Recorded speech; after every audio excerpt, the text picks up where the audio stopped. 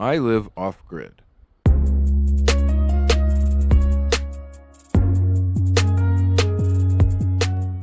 I have for 5 years now. As someone who's enjoyed games as my primary entertainment medium for more than 25 years, to say it has been a difficult adjustment couldn't be more of an understatement. When looking at how the current generation of consoles and desktop GPUs favor increased power usage and thermal solutions to provide better results over any serious game-changing technology or innovations, it was hard not to feel like my time spent gaming was nearing its completion. Fortunately, even in just the short amount of time I've lived off-grid and had started paying attention, I've started to see massive swings towards power efficiency. The reasons are certainly multifaceted and complex, but from my experience at least, more and more people are finding themselves in situations more and more often where energy efficiency on all devices matters. Either they live in an area where the cost of electricity is high enough to worry about additional costs on their monthly utility bills, they spend a lot of time on the go and need something to help the battery life on their devices keep up, or even others who have decided to live unattached to utilities, be it van lifers, campers, or those who've moved permanently off-grid. They all wind up asking similar questions when they catch a second to relax and start thinking about entertainment. If they're someone who enjoys games, movies, or creating things virtually, they'll need a way to do it, one where power won't be a limiting factor to them. Being one of those who enjoys video games as their primary method of entertainment, the adjustment to my new lifestyle was not easy. Right at the beginning of 2020, I wound up with enough extra money after the purchase of a VR headset to upgrade my tower computer from the old GTX 970 and i5 6600K computer that served me well since its creation around 2015, into the tower that I still have sitting beneath me at my desk right now. Inside, I put a top-of-the-line Ryzen 7 3800 XT, 32 gigs of DDR4 memory, a fancy EVGA 800-watt gold PSU, and a not-used-for-crypto GTX 1080 that was only to be a placeholder until the GPU market started to look more reasonable.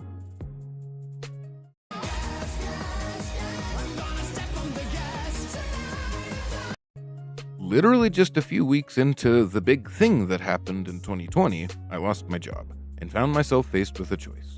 Do I remain in my current circumstances, where I would continue paying rent and utilities and be forced into another, more costly lease? Or do I completely change my entire lifestyle and embrace an opportunity to move off-grid entirely, eschewing the majority of my bills and conveniences along with them? You already know what I chose.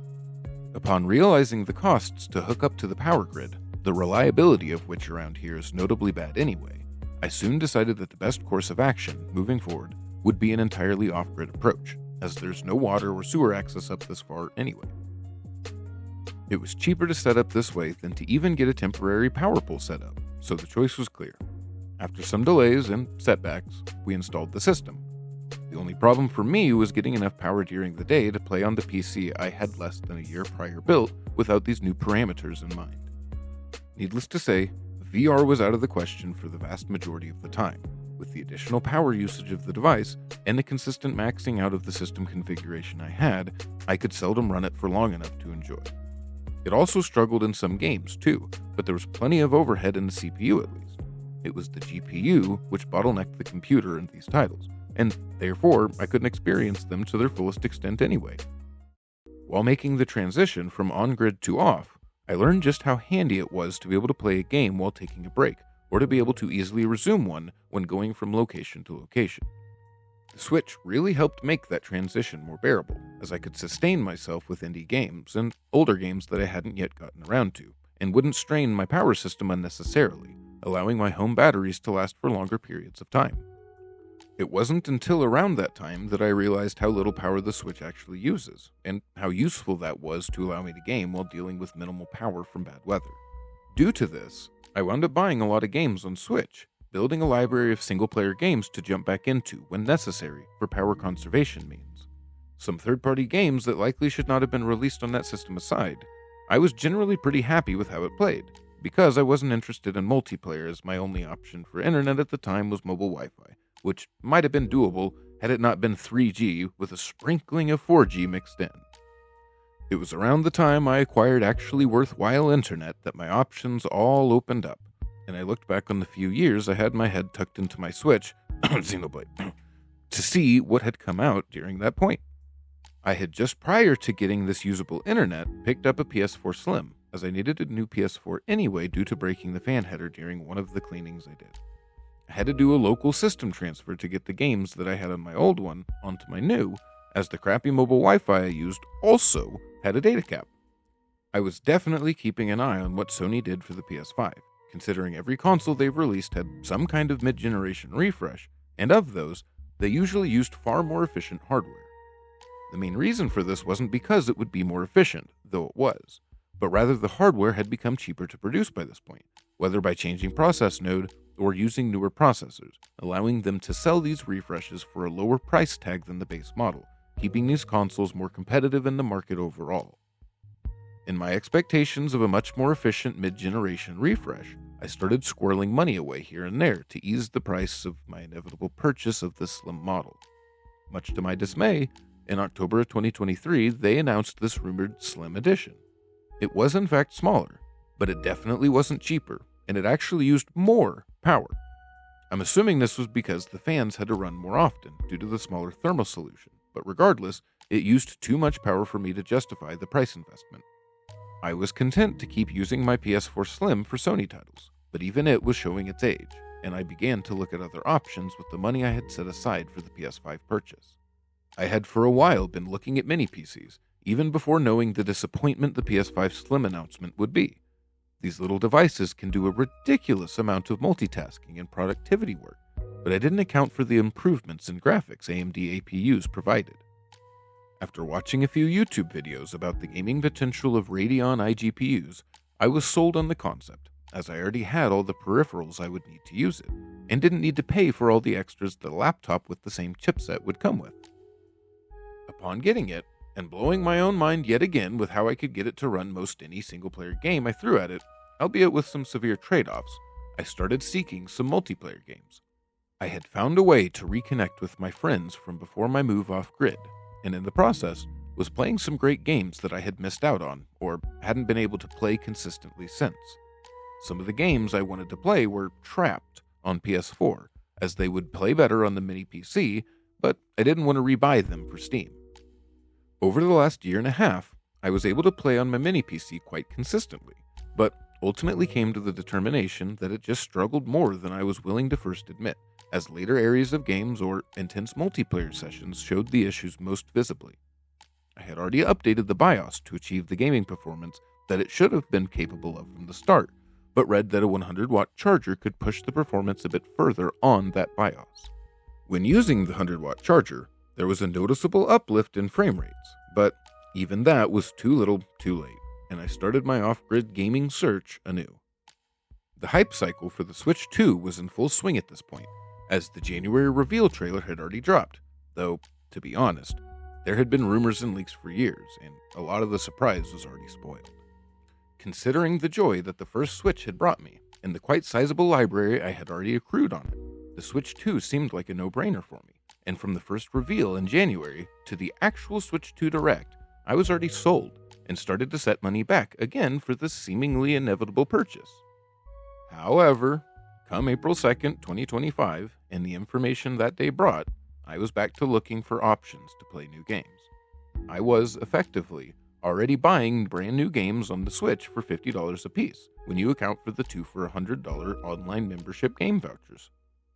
Because I was buying these games for cheaper than a new release on Steam, or the other consoles, I could tolerate fewer sales for first-party games, the admittedly higher-costed peripherals for the Switch, or more easily ignore the extremely anti-consumer company they've turned back into. I say back because this isn't new. I can only imagine it as some sort of arrogance waveform, going from the GameCube lows to the Wii highs, down to the Wii U lows, up to the Switch highs, without realizing every time that the cause of the lows in the first place is what their attitudes towards customers becomes at these peaks. Now that Nintendo expects significantly more money for everything, without really providing anything more powerful than what a Switch Pro should have been, in a now very crowded handheld market no less, I decided to take a step back from what should have very clearly been a guaranteed purchase from me. Considering my power restrictions and existing love of Nintendo properties, even after seeing the undeniably efficient performance of the Switch 2, I still can't find more value in it over other alternatives. Though the base cost is lower than these alternatives, it's the additional costs you wind up paying over time, especially by being an early adopter, that really add up. While I was dismayed to see the bait and switch the Switch 2 wound up being, there was still a silver lining. I started my search again, this time with updated parameters and costs to keep within a certain range of. I figured a budget for around what all the peripherals I would have wanted would have cost, plus games that I already had on Steam and would have needed bought again. Factor that with the added costs of buying these games for the Switch 2 over time, and the costs of internet service, and I came up with a range I was comfortable spending at around $700 to $900 to keep within the same ballpark. My eyes initially shifted to the handheld PC space, as they offered the most similar form factor and use case. Among these, though I wanted something more powerful spec-wise than a Switch 2, I couldn't help thinking it wasn't the direction I should go, as it feels like we're going to be getting some new chipsets for handhelds pretty soon. There's things like the Lenovo Legion Go S or the ROG Ally X, which are definitely more powerful devices, but they each have their own quirks, and at the end of the day, didn't offer much more in the way of direct performance over my mini PC than a Switch 2 would have anyway, which wasn't much. Then I turned toward the mini PC direction, but saw nothing within my range that offered enough of a compelling performance uplift over the one I already have, with those outside of my budget also requiring more electricity than I was willing to use. Maybe if Strix Halo APUs were more affordable already, this would be a different story, but these are only just now starting to wind up available to consumers, and of them, their prices are double or more to the highest end of my range, so were begrudgingly dismissed. I came up with an idea to get into my tower PC and see just how efficiently I could get it to run, and what it would take to get it to a point where I could consistently play it. I was starting to make some headway by discovering I could run my CPU in eco mode, and swapping my AIO liquid cooler for a tower cooler would help too. Then I could disable my case lights and remove a few fans.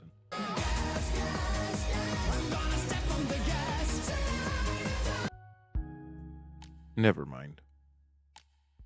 Finally, I begrudgingly looked in the direction of gaming laptops. It was a painful sight, to say the least. 20 series laptops being sold right alongside 50 series laptops, all of them way more expensive than they had any right being. Most of the laptops in my price range with the storage and RAM that I desired were sporting 2050s or 3050s, GPUs that do great when compared to the integrated graphics I had on my mini PC, but would quickly become obsolete and leave me with an experience worse than the GTX 1080 I already had. Some sported higher-end graphics cards from older generations, but those would chew through electricity almost as badly as my already existing tower PC. I had to make some compromises, obviously, but in what ways? I didn't necessarily need 32 gigs of RAM since I decided to look for a laptop with a dedicated GPU, and I had extra storage inside of the tower PC I already have. So I could choose a better base laptop without as much storage or memory, as long as it was expandable. Fast forward to the various Father's Day sales over June, and I found my solution. I know it's MSI, and people are right to be wary of them in general, though my use case is likely to be one of the easiest possible on it. I found an i5-13420H and RTX 4060 laptop right in the middle of my price range, leaving enough in the budget to upgrade the RAM to 64 gigs, as I could also add in one of my 1TB SATA SSDs for free. Upon receiving it, upgrading it, debloating it, and installing games on it, I was genuinely impressed with not only how well it games, but how closely it performed in productivity tasks compared to my Ryzen 6800U mini PC. It blows my big lumbering tower PC out of the water, and it's a laptop. Even when comparing the power consumption, it still uses the same or less energy than the mini PC, and plays games like Cyberpunk and Baldur's Gate 3 better than the tower PC. Out of all the directions I looked but turned away from for this decision, countless others may see their specific needs represented in those. I am quite happy with the answer I found, and though the answer for me is likely not the answer for you, it's easy to see the benefits of more efficient devices. Even for most situations where more or less power consumption isn't going to really affect you, I don't think anyone would argue that more efficient devices are a bad thing. I just think there needs to be an emphasis in the future for these things to be lauded for doing so. At no point during the 40 series launch did any of the reviewers who trashed on the 4060 really even address the benefits of such an efficient card. At no point do these same reviewers detract from a 90 tier card because of the absurd power requirements, aside from pointing out that you'll need a larger PSU. These are all still opinions and mindsets that keep this shift from fully happening, though I feel that as the overall direction forks into efficiency too, their observations must also shift to address this newly important dynamic. Short of laptop and phone discussions, efficiency just usually isn't part of the conversation, discounting some notable outliers. And I find only benefits to opening more discussions to fit it. Overall, though, I am quite happy with the trajectory that devices are on. If Microsoft continues to invest in making Windows more efficient to compete in the handheld market, consumers win. If Sony releases a new PlayStation Portable, aiming to bring PS5 levels of performance to efficient handheld machines, consumers win. If Nintendo is forced into lower prices to stay competitive within the market it essentially created, you guessed it, consumers win. It's not just about the people that want these power-efficient devices for their lifestyle. It's about the multitudes of benefits that everyone can receive when power efficiency becomes a priority. It's about providing the most access to this wonderful medium to as many people as possible.